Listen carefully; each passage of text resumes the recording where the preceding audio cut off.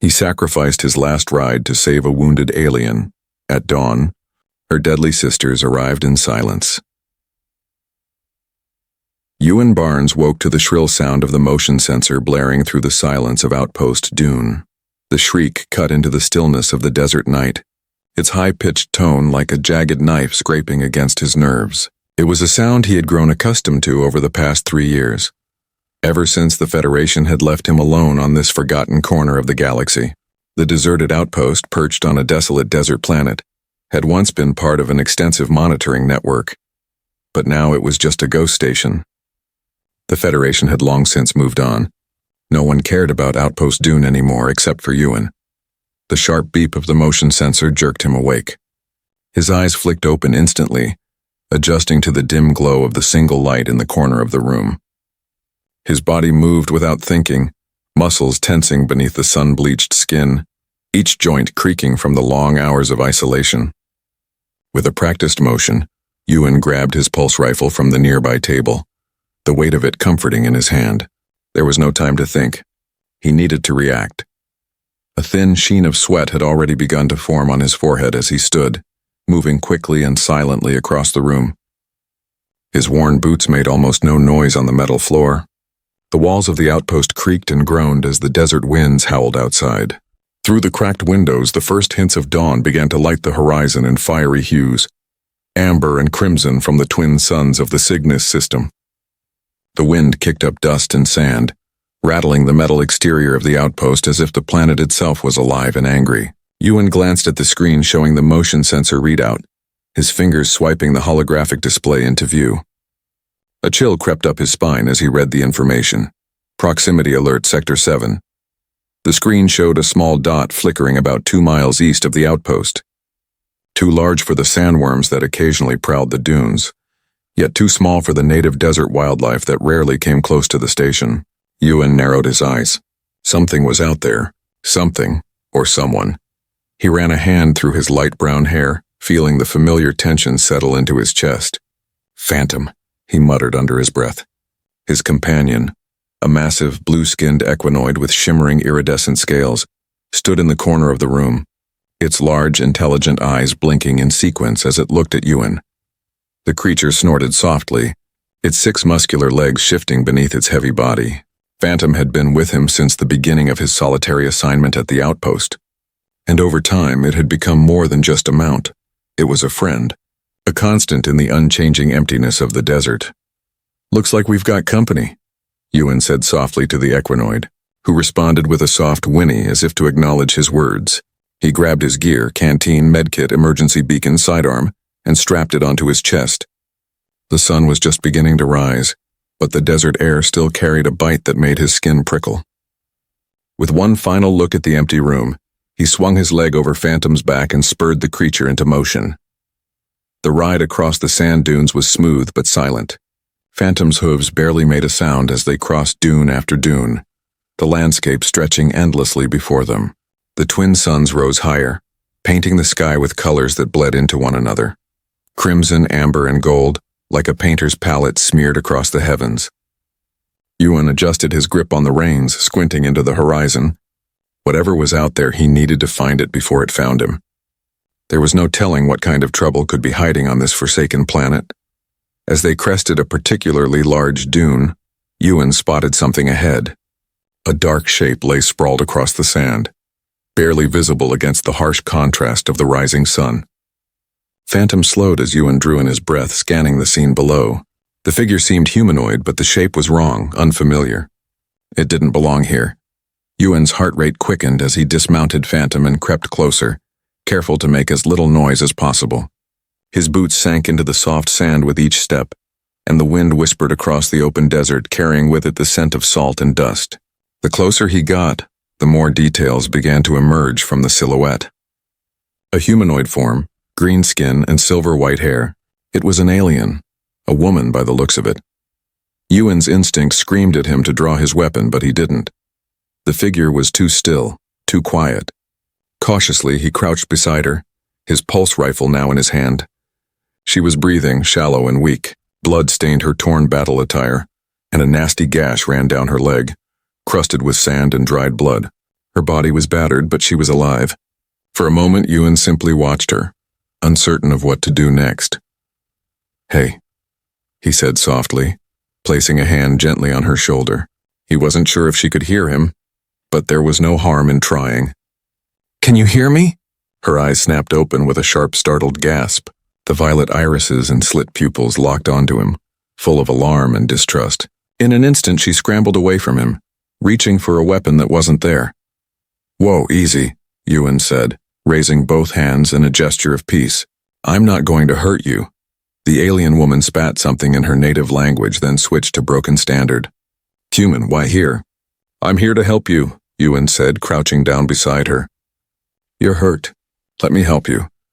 She eyed him suspiciously, but her gaze flicked toward Phantom, who stood nearby, calm as ever. The alien horse snorted once, its iridescent scales catching the light as it shifted on its feet. The woman hesitated, her wariness clear, but there was something else in her eyes now. Uncertainty. Could she trust him? Ewan reached for his medkit slowly, not wanting to startle her. "This is going to hurt," he said quietly as he cleaned the gash on her leg. She didn't flinch, though her jaw tightened with the sting of the antiseptic. "What's your name?" Ewan asked, glancing up at her. She hesitated for a long moment before answering. "Licka." "I'm Ewan," he replied, finishing the bandage. The words felt awkward in the tense silence that stretched between them. Ewan glanced down at Phantom, who stood watching them both. "You can't walk on that leg." "My outpost is 2 miles west. I'll take you there." The alien woman's eyes narrowed. "Why help enemy?"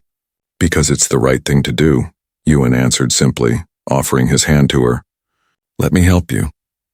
Licka didn't move immediately, but her eyes flickered to the horizon as if she were weighing her options. Finally, she nodded slowly, a faint glimmer of gratitude in her gaze. "I'll go." "But you walk," Ewan frowned, but he didn't argue. There was no way she could make it back on foot. He guided her to Phantom, helping her onto the creature's back. The alien horse snorted again, almost as if acknowledging the weight it was about to carry. "Take her home, Phantom," Ewan said softly, patting the equinoid's flank. "I'll follow." And so, as Phantom carried Licka toward the outpost, Ewan began the long walk back. The wind picked up, the sound of sand swirling through the air, and with it came the feeling that something had changed. He had done the right thing. There was no question about that, but he couldn't shake the feeling that helping her had set something in motion. Something he wasn't yet ready to understand. As he walked under the rising suns, Ewan couldn't help but wonder what would happen when her sisters arrived at sunrise. The desert stretched endlessly before Ewan as he trudged across the sands, his boots heavy with each step. Phantom had taken Licka ahead, the alien horse's 6 powerful legs pushing through the dunes with ease. Ewan, however, was forced to navigate the harsh terrain on foot. The heat from the twin suns was beginning to intensify, the relentless rays casting long shadows on the sand. Yet it wasn't the blistering sun that weighed most heavily on Ewan's mind. It was the strange encounter with Licka. He kept his thoughts focused on the task at hand, forcing himself not to dwell too much on the uneasy feeling that had settled in his gut. What had he gotten himself into? She was injured, and no matter what her people's reputation was, leaving her to die wasn't an option. But Licka was more than just another alien. The way she looked at him, the suspicion in her violet eyes, the way she had questioned his motives, it all made him wonder just how deep her distrust ran. The sand beneath his feet shifted with every step, and with each new dune he crested, he wondered if he'd made the right choice. A small voice in the back of his head told him he had, that no one deserved to die alone in the desert, but another voice, stronger, more persistent, whispered that he'd just invited trouble into his life. He wasn't used to company out here, not like this, and that unease gnawed at him. After what felt like hours of walking, Ewan finally caught sight of the Outpost Dune, his lone home. The small structure was little more than a weathered, rusted shell, battered by years of storms and neglect. It had once been a part of a larger Federation monitoring network, but now it was just a lonely outpost on the edge of nowhere, a relic of a forgotten past. As he neared the outpost, the soft whine of Phantom's hooves carried on the wind, signaling that Licka had arrived. Ewan's pulse quickened. He wasn't sure what to expect. Would she simply disappear into the outpost, or would she try to escape? Would the Verdani sisters come after him for helping her? The questions swirled in his mind like the sand that whipped around him. He entered the outpost's main room cautiously, hand still resting on the hilt of his sidearm. Phantom stood by the door, its iridescent blue scales shimmering faintly in the light from the broken windows. Ewan's eyes scanned the small room, half expecting to find Lika gone or worse, gone with Phantom. But instead, she was seated at his table, her back straight but tense, her injured leg propped up on a stack of crates. She was carefully examining her surroundings, her violet eyes darting around the room, scanning for any hint of danger. Her battle-worn outfit had been replaced with a set of makeshift bandages from the outpost's meager medical supplies, and she looked much less hostile than when he had first found her. Yet there was still something guarded in her expression, a wariness that wouldn't fade easily. Her eyes met his, and for a brief moment the silence between them hung thick with unspoken questions. Ewan cleared his throat. "You're safe now. I told you I wouldn't leave you out there." His voice was steady, but inside he was anything but calm. Lika looked at him for a moment longer, as if deciding whether or not to speak. Finally she broke the silence, her voice soft but direct. "Why did you help me?" Ewan blinked, taken aback by the question. "Because you were hurt. You needed help. I'm not your friend. I'm not even your ally. I'm the enemy." Her voice was flat, though there was an edge to it, a bitterness that seemed to seep into her words. Ewan lowered his gaze, not sure how to respond. He'd heard the stories about the Verdani, their raids, their cruelty, their merciless nature. But here she was, in his home, alive because of a decision he'd made. "And yet I didn't leave you out there to die," he said after a long pause. "I couldn't." Lika's eyes softened ever so slightly, a flicker of surprise crossing her features before she quickly masked it. "Humans, you are strange." Ewan shrugged, not knowing how to explain the feeling that had pushed him to act. "I guess we are." The silence between them lingered, both of them caught in the tension of their shared space. Ewan shifted, leaning against the wall as he watched Lika carefully. She seemed less like an enemy now, but there was still so much about her and her people that he didn't understand. He had done what felt right, but he knew better than to think that would erase the decades of distrust between their species. Lika shifted her position, her gaze drifting to the door. "Your people are weak," she said suddenly. "You save your enemies. You trust too easily." There was a quiet bitterness in her voice, but something in the way she said it made Ewan pause. She wasn't mocking him. It was as if she were speaking from experience, from a life filled with more hardship than he could imagine. "You think so?" Ewan asked, genuinely curious. Lika hesitated, glancing at him before answering. "You trust because you don't know what else to do. You believe that kindness can change the world, and you don't." She didn't answer immediately. Instead, she looked out the window, her expression distant. "I used to," she said quietly, almost as if to herself. "But not anymore." Ewan's heart tightened. There was a pain there, buried deep beneath her tough exterior. Something that told him her life hadn't been easy, that she had been shaped by experiences far harsher than his own. Before he could respond, the door creaked open. Ewan's hand instinctively went to the sidearm at his waist, but it was only Phantom, standing outside, its head peering through the crack in the door, the creature's intelligent eyes meeting his. Lika's gaze followed Ewan's, and for the first time since their encounter she seemed to soften slightly. "Your horse is something else," she muttered under her breath, though there was a hint of admiration in her tone. Ewan smiled faintly, not bothering to hide his pride. "Phantom's not just a horse. He's a companion. He's saved me more times than I can count." Lika's gaze lingered on the equinoid for a moment, her expression unreadable. "Maybe there's more to you humans than I thought." Ewan let out a small laugh, though it felt hollow. "You're starting to sound like me now." Lika raised an eyebrow but didn't respond. Instead, she stood up slowly, carefully testing the weight on her injured leg. She winced but didn't show any other signs of discomfort. "You're not like the others," she said, her voice quieter now. "There's something different about you. I don't know what it is, but it's there." Ewan didn't have an answer for that. He had no idea what was happening, only that somehow in that desert on that forgotten planet he had made a choice that would change everything. "Get some rest," Ewan said, nodding toward the bed. "We've got a long day ahead tomorrow." Lika looked at him for a moment, her eyes flicking from him to Phantom and back again. She didn't speak, but for the first time she seemed to be contemplating the possibility of trust. It was a small step, but it was something that might just change the course of their futures. And as Ewan turned away to check the outpost sensors, he couldn't shake the feeling that this was only the beginning. The calm before the storm, and the storm was coming. The desert was a harsh and unforgiving place, but Ewan had learned to respect its rhythm. The sun rose, then set day after day, as predictable as the heartbeat of the planet itself. The stillness was only interrupted by the occasional gust of wind or the distant haunting cry of a sandworm on the prowl. But today the silence felt different. The air was thick with tension, a sense of something unknown hovering just beyond the horizon. Ewan leaned against the weathered walls of Outpost Dune, the rough edges of the building casting long shadows in the early morning light. His hand rested on the pulse rifle slung across his chest, his fingers absently tracing the contours of the weapon's grip. His mind was elsewhere, on Lika, on the Verdani, and the strange bond that seemed to be forming between them. He hadn't expected any of this. He hadn't expected her. Ewan glanced over at her. Lika sat quietly at the table, her gaze distant, though her violet eyes occasionally flickered toward him. Her once pristine armor was now a patchwork of torn fabric and makeshift bandages, the gash on her leg slowly healing, but still a reminder of the violence that had brought her to him. The silence between them had settled into something familiar, a kind of uneasy truce that neither of them fully understood, but both were willing to accept for the time being. Lika's presence was a mystery. Ewan had saved her life, and in return she hadn't attacked him. But she hadn't exactly expressed gratitude either. Instead, she had observed him with that same guarded look, her eyes constantly measuring, calculating. It was as if she couldn't quite figure him out, as if the idea of someone helping her without a hidden agenda was something her mind couldn't fully grasp. Ewan couldn't blame her. He wasn't sure he understood himself.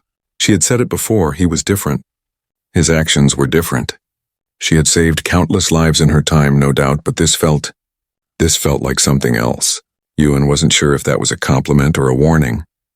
"You should rest," Ewan finally said, breaking the silence. His voice was rough, as though the weight of the desert had settled into his throat. "The leg still hurting?" Lika didn't immediately respond. Instead, she glanced at her injured leg, her expression unreadable.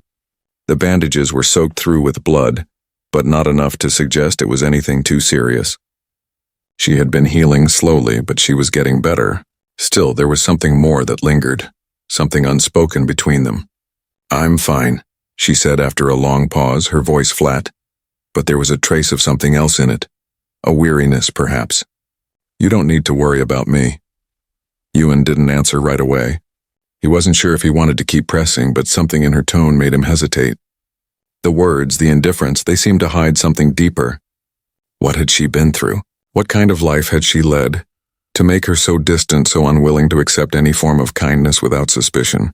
It was then that he noticed something, a small, almost imperceptible detail that shifted his perspective.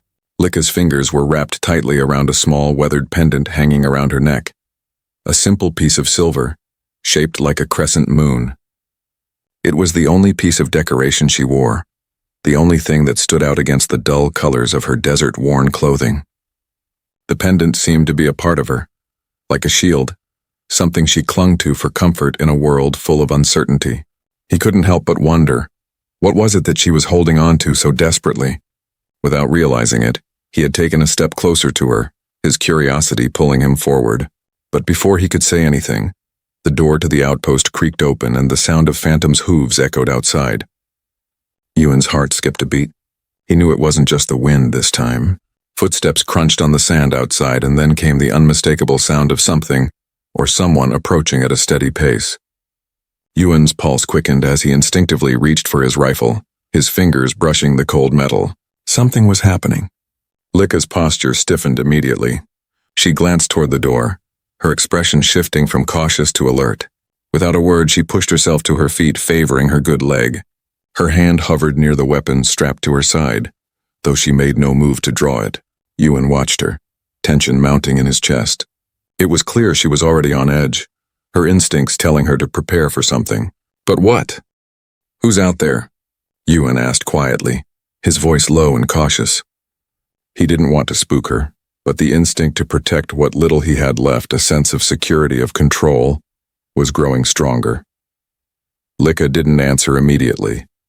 Her eyes narrowed, scanning the sand beyond the outpost walls. "More of my people," she finally said, her voice tinged with bitterness. "They've come for me." Ewan's heart sank.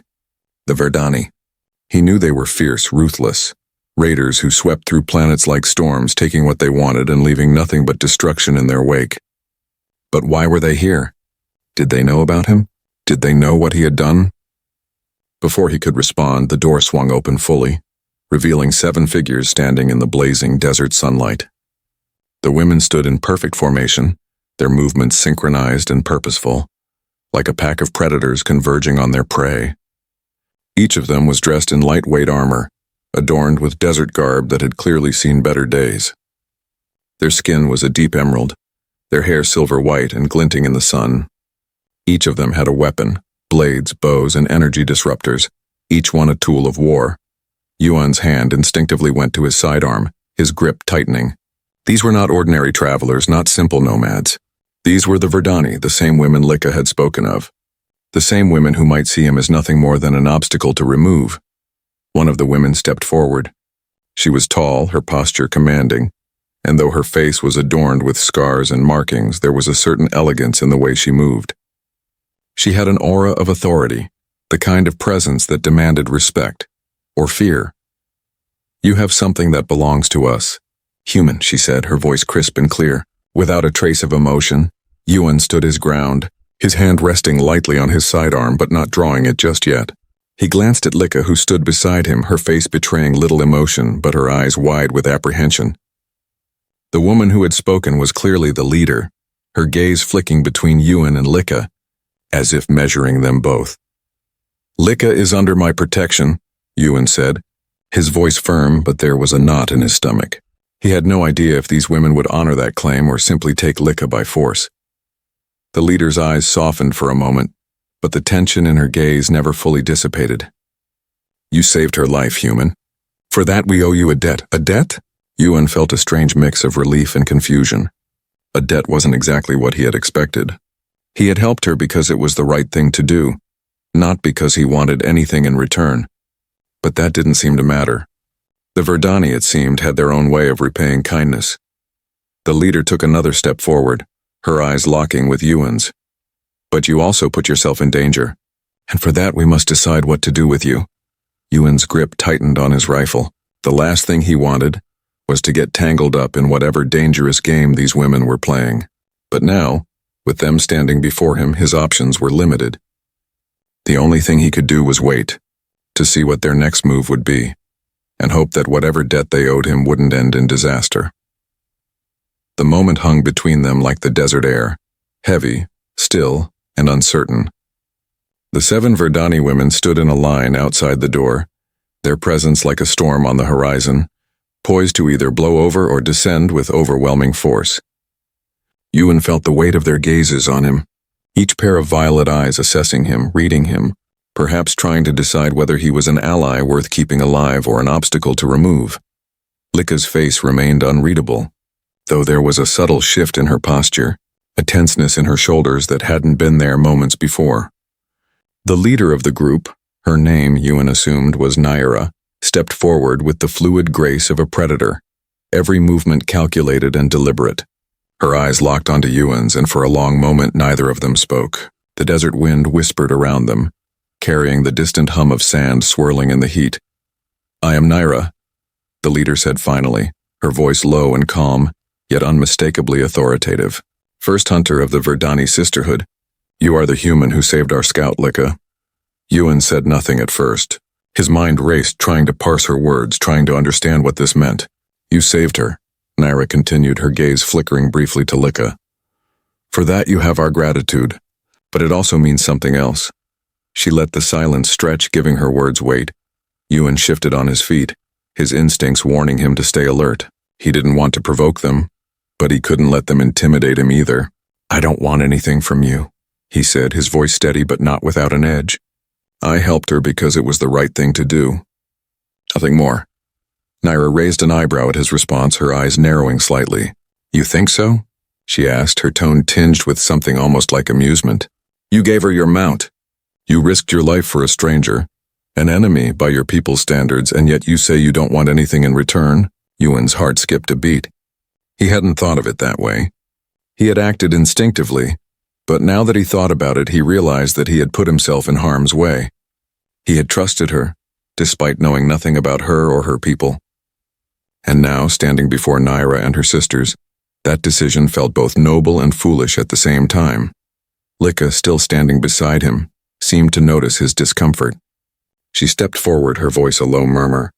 "It is true," she said, her words surprising Yuan. "You saved me without asking for anything in return. It's unusual." Yuan glanced at her, unsure of how to respond. Her eyes were soft, almost contemplative, but there was still a flicker of suspicion behind them. Was she truly starting to understand his actions, or was she simply trying to find a reason to justify them?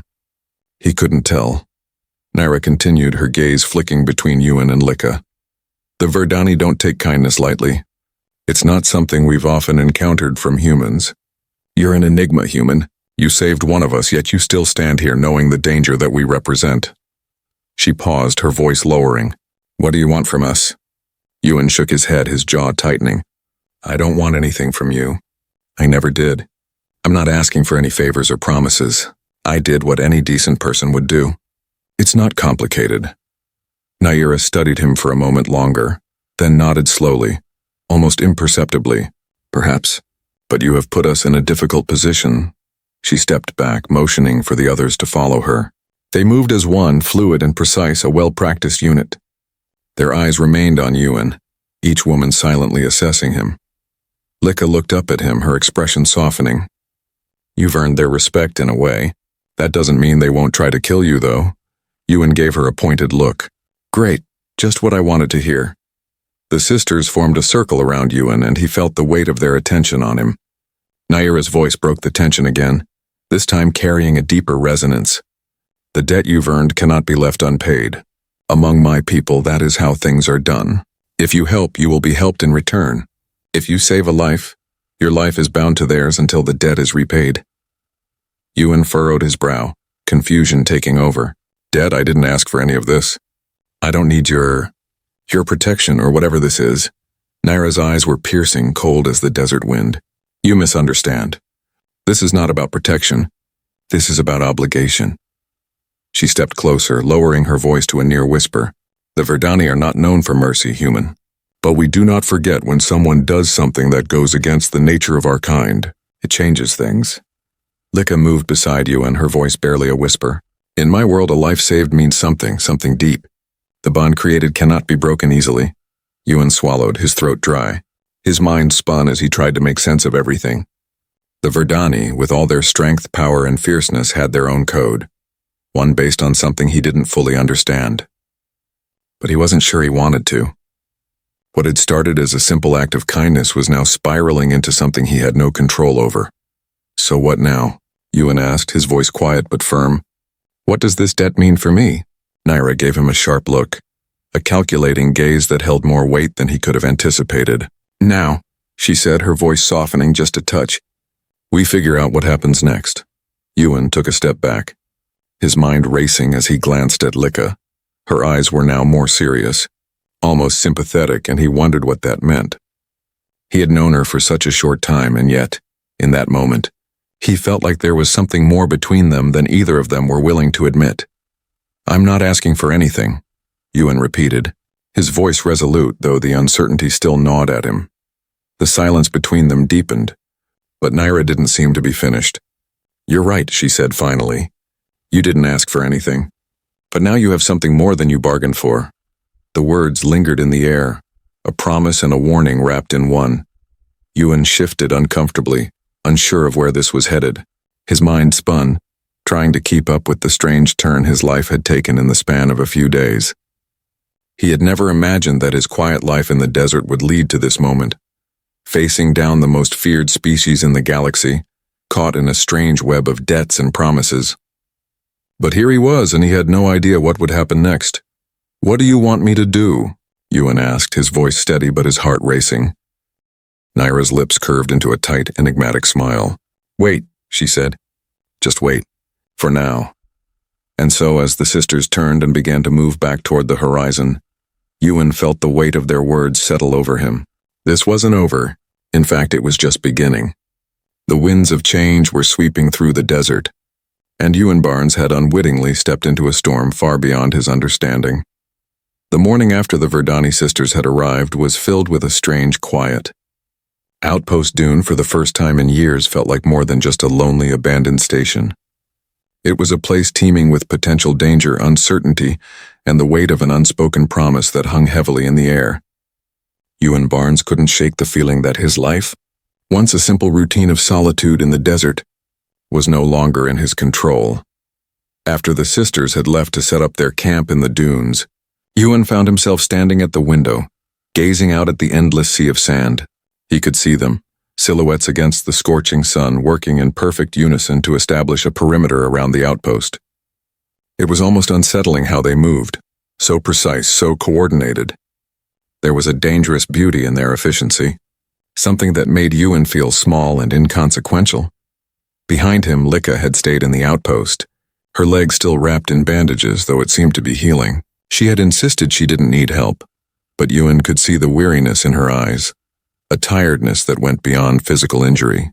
She had been through something. He could feel it, the weight of her experiences, pressing down on her, shaping the person she had become. He didn't know why he cared. She was an alien, a member of a race that had a reputation for ruthlessness, for destruction. Yet here she was, sitting quietly in his outpost, nursing a wound that could have easily taken her life. He'd saved her, but it felt as if she had saved him too. Saved him from the monotony of his life, saved him from the isolation he hadn't known he was drowning in. Ewan turned, moving toward her. "You're quiet this morning," he said, trying to break the silence that stretched between them like a wall. Lika didn't look up immediately, her eyes focused on her hands, which were absently twisting the edge of the bandage around her leg. She had said little since the sisters had left, as if something had shifted between them all. "I've been quiet for longer than you realize," she replied finally, her voice soft, but there was a sharpness to it, as if she were speaking to herself rather than to Ewan. "This desert, this life, it's not much different from what I've known." Ewan couldn't help but wonder what she meant by that. "What do you mean?" Lika looked up then, her violet eyes catching his. "You think the desert is lonely? It's nothing compared to the emptiness that comes with being part of something like the Verdani." Her lips twisted slightly, and Ewan saw the pain behind her words, like a wound too deep to heal. "We don't have the luxury of comfort. We don't have the luxury of trust. Not when every day is a fight for survival." Ewan frowned, walking toward her. "But you've got the sisters. They're your people, right?" She chuckled, but there was no humor in the sound. "They are my people, but they are not. They are not my family." She paused, looking away for a moment as if considering something. "You can't choose your family when you're born into this kind of life, and we don't trust easily." Ewan felt the weight of her words sink into him. There was more to Lika than he had realized. She wasn't just some enemy he had happened to help out of kindness. She was someone who had lived a life full of hardship, betrayal, and survival. She wasn't like him, with his simple, predictable routine of outpost life. No, she had fought for everything she had, every breath, every moment, and he couldn't help but feel sorry for her, even if he didn't fully understand her world. "You don't have to trust me," Ewan said, his voice gentle. "But you're safe here, for as long as you need." Her gaze softened just a fraction, but it was enough for Ewan to see it. "Why are you helping me?" she asked, her voice almost a whisper. Ewan stood there for a moment, considering his answer. The truth was, he didn't really know why. It wasn't just about saving her from the desert. It wasn't about doing the right thing. It was about something more. Something deep inside him, something he couldn't explain. "I don't know," he finally said, shaking his head slightly. "I just felt like it was the right thing to do."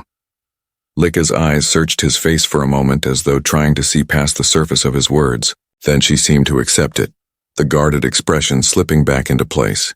"Maybe you are different, human," she murmured.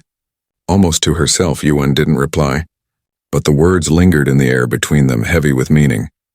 Just then, a distant rumble broke the silence, low at first, then growing steadily louder. Ewan tensed, his senses alert. Something was coming. The ground beneath him seemed to tremble slightly with the force of it. The sound grew until it was unmistakable, footsteps. Heavy, rhythmic, purposeful. Lika stood up immediately, her eyes scanning the horizon. "They're coming," she said, her voice sharp with urgency. "Who?" Ewan asked, instinctively reaching for his rifle. "The Verdani," Lika replied, My sisters. Ewan's heart pounded in his chest as the footsteps grew louder, closer.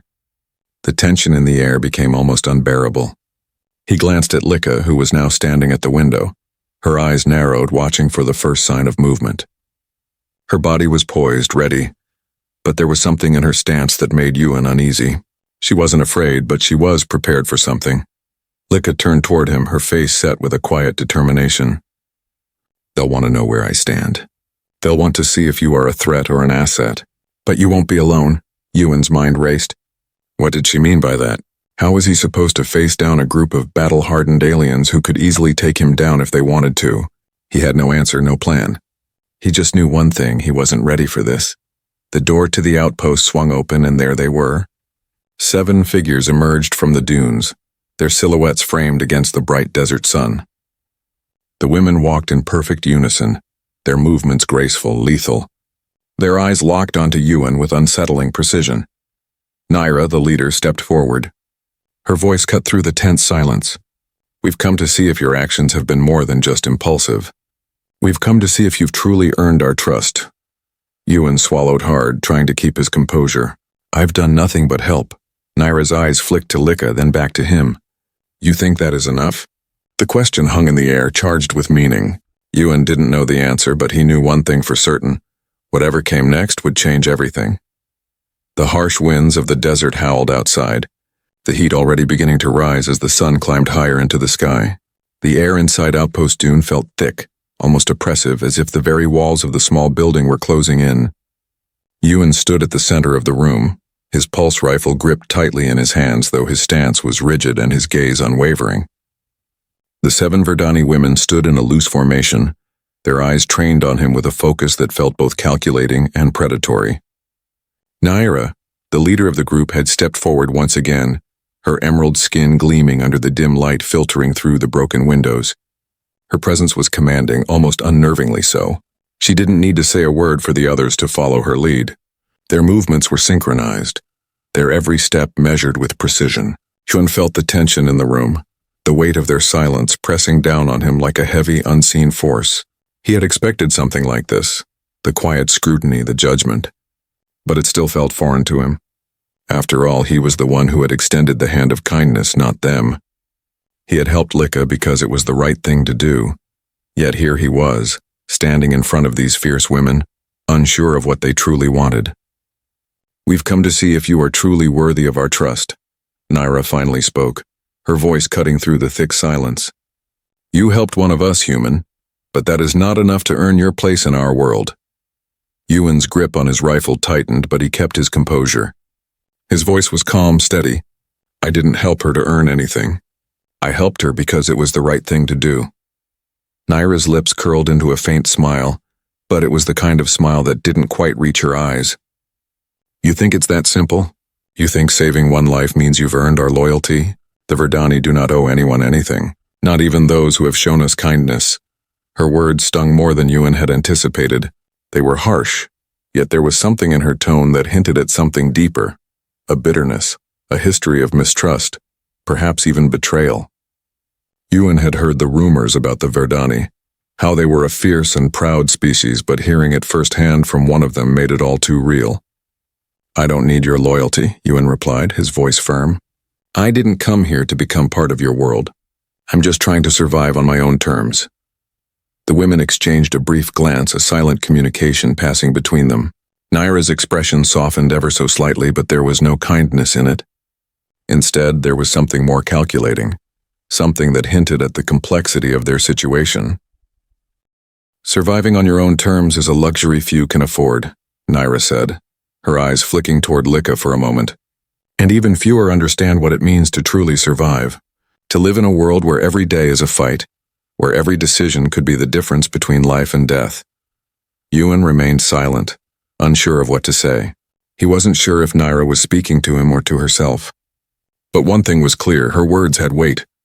These women had survived more than he could imagine, and they weren't about to let him forget that. Lika, still standing quietly to Ewan's side, suddenly spoke up, her voice cutting through the tension. You've shown me that not all humans are like the ones I've encountered in the past. She looked at Ewan, her violet eyes soft with something close to respect. "I can't explain it, but I trust you. And I think my sisters can too." The words were unexpected, and for a moment Ewan could only stare at her in disbelief. Trust? Could she really trust him after everything? After all that had happened between them? After the years of conflict between their species? But before he could process her statement, Naira stepped forward, her gaze intense. "Lika speaks as though she believes in you, but we do not operate on feelings alone." She motioned to the sisters behind her, who were now standing at attention, waiting for her command. "We are warriors, not idealists. Actions speak louder than words." Ewan took a step back, feeling the full weight of Naira's words sink in. He had already made the choice to help Lika, but now it seemed like his actions would have consequences far beyond what he had anticipated. They weren't just testing his morals, they were testing his resolve. "If you want to earn our respect, human, you will have to prove that you understand what it means to survive," Naira continued, her voice low and deliberate. "The desert is not kind to those who falter. Neither are we." Ewan swallowed, the challenge clear in her words. He had no idea what she was asking of him, but it was clear that it wasn't just about a simple act of kindness. This was about something much deeper, something that required not just his actions but his very way of thinking. Lika turned to face him, her expression unreadable. "You didn't come here to become one of us, I know. But perhaps you should. The sisters are right. To truly understand what we've been through, you will have to face the desert like we do." Ewan's gaze flicked back to the group of Verdani women, then to Lika. He could feel the weight of her words, feel the weight of their expectations pressing down on him like the desert itself. The heat, the isolation, the endless struggle for survival. They were all a part of their lives. And now it seemed they were asking him to join that struggle. "What do you want me to do?" he asked, his voice barely above a whisper, unsure of what the answer would be. Naira stepped closer, her eyes narrowing as she studied him. "You will follow us. You will learn the ways of the Verdani, and when the time comes you will prove that you understand what it means to survive. We do not simply take what we need, we endure." Ewan's heart raced as the reality of the situation hit him. He had helped Lika, yes, but now, his involvement with the Verdani had taken a different turn. He wasn't just a stranger helping an enemy anymore. He was becoming part of something larger, something far more dangerous than he had ever anticipated. "We're leaving at dusk," Naira said, her tone final. "Be ready." The words hung in the air, a command rather than a suggestion. As the sisters turned and began to gather their equipment, Ewan stood frozen, his mind spinning. What had he gotten himself into? What was he about to face? Lika moved to stand beside him, her eyes softening just a little. "It's not too late to turn back," she said quietly. "But if you do, you'll never understand." Ewan stared at her, unsure of what to say. The desert outside seemed to stretch endlessly, a vast unknown just like the path that lay ahead. And for the first time since he had come to this outpost, Ewan wasn't sure what the right choice was anymore. The desert evening was nothing like the bright heat of the day. As the twin suns dipped beneath the horizon, a cool breeze began to stir the sand, bringing with it the smell of dry earth and the weight of nightfall. The air was thick with anticipation. Ewan stood by the entrance of Outpost Dune, his heart hammering in his chest, his eyes scanning the vast emptiness of the dunes that stretched out before him. He wasn't sure what to expect, but he knew one thing. He had crossed a line. No longer was he just a solitary human trapped in an abandoned outpost. No longer was he just the man who had helped a stranger, thinking it was the right thing to do. No, now he was tangled in something much bigger, something that could change the course of his life, and possibly the future of the galaxy itself. Naira and the other Verdani women had gathered their things, preparing for their departure. The camp outside was silent, but Ewan could feel the quiet hum of activity beneath the surface. Lika had been unusually quiet, her eyes distant as she adjusted the bandages on her leg, preparing herself for whatever was coming. She hadn't said much since Naira had spoken, since the challenge had been laid before him. The silence between them now felt heavy with the weight of everything unsaid. "We leave tonight." Naira's voice broke through the air, sharp and commanding. "The desert doesn't wait for anyone." Ewan turned to face her, his hand instinctively resting on the rifle slung over his shoulder. "I'm ready," he said, though his voice lacked the confidence he wished he could project. The uncertainty gnawed at him. Was he truly ready for whatever lay ahead? Could he survive the tests they were setting for him? And most importantly, did he really have a choice? Lika caught his gaze and gave him a small, almost imperceptible nod. There was something in her eyes, something that said, "I told you so," and something else that whispered, "You'll be okay." He wasn't sure whether that was meant to reassure him or simply to acknowledge the strange, complicated bond that had begun to form between them. Without another word, the group of Verdani women set off into the night, their silhouettes blending into the darkness. Yuan followed, unsure of where the path was leading, but knowing that there was no turning back. The desert was both beautiful and terrifying at this time of night, its vast expanse lit only by the pale glow of distant stars. The night air was cool against his skin, but it couldn't ease the tension in his chest, the anxious knot that had taken root there. For hours, they moved in silence, each step a reminder that Yuan was no longer alone. His footfalls in the sand were matched by the soft thuds of Phantom's hooves and the rhythmic pace of the Verdani women ahead of him. They moved with a fluidity that only comes from years of experience, their movements effortless and graceful, yet undeniably dangerous. It was clear that the Verdani were a people who had survived by relying on their strength, their intelligence, and their unity. This was not a life of luxury. This was survival, pure and simple. Finally, as they crested a large dune, Naira stopped and turned to face Yuan. The other women gathered behind her, their eyes glowing in the dim light. "This is where it begins," Naira said, her voice cold and steady. "You wanted to prove you understood the desert. Now you will." Yuan's stomach twisted, his nerves sparking to life. The sand beneath his boots felt as if it were shifting beneath him, the weight of it pressing down on his chest. He was no longer just an observer in this world, he was a participant. He could feel the challenge hanging in the air, the unspoken test that Naira and the others were preparing for him. It wasn't just about surviving the night. It was about proving he had what it took to endure, to fight back against everything the desert and the Verdani could throw at him. "You will cross the dunes and return with the signal of your success," Naira continued, her eyes narrowing. "If you fail, you'll be left behind." Yuan didn't flinch. He nodded, his jaw set in determination. "I didn't come this far to fail," he thought to himself. As the rest of the sisters fanned out across the desert, Yuan was left with only Naira by his side, watching him carefully as she waited for him to make the first move. "Go," she said, a single word, simple but loaded with meaning. There was no room for hesitation now. Yuan took a deep breath and began to walk into the darkness, his eyes scanning the horizon, looking for anything that might guide him, anything that would lead him to whatever it was he was supposed to find. His heart pounded in his chest, the sound almost deafening in the stillness of the desert. The stars above him seemed distant and unreachable, just like the path that lay ahead. He kept walking, one step after another, his mind focused on the task at hand. The desert stretched before him, empty and silent, as if daring him to falter. The winds began to pick up again, and soon the air was thick with sand, stinging his face and blurring his vision. He didn't stop. He couldn't. He wasn't just walking for himself anymore. He was walking for Lika, for the Verdani, for whatever connection had begun to form between them. Hours passed in a blur of sand and darkness, and just when he thought his legs might give way beneath him, he saw it. A faint glow on the horizon, a flicker of light. His heart skipped. Could this be it? Could he have made it? He quickened his pace, pushing his body beyond its limits. As he drew closer, he realized it was not just a glow, it was a campfire, and around it a group of figures stood silhouetted against the flames. Naira's voice echoed in his mind, a reminder of the challenge. Return with the signal of your success. He approached cautiously, his breath shallow and quick, his pulse racing in his ears. The figures around the fire turned toward him as he drew closer.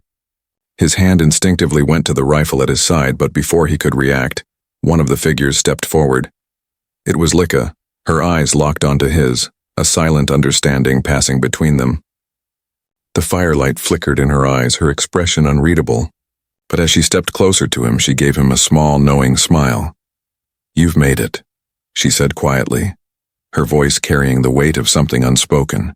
The desert, it seemed, had tested him, and he had passed. Yuan let out a breath he didn't realize he had been holding. He had made it. But more than that, He had proven something to himself, to the Verdani, to the desert itself. The challenge wasn't just about survival. It was about resilience, about the willingness to fight, to push forward even when the odds seemed insurmountable. As Ewan stood there, the firelight warming his skin, he realized something else too. He wasn't just surviving the desert. He was beginning to understand it.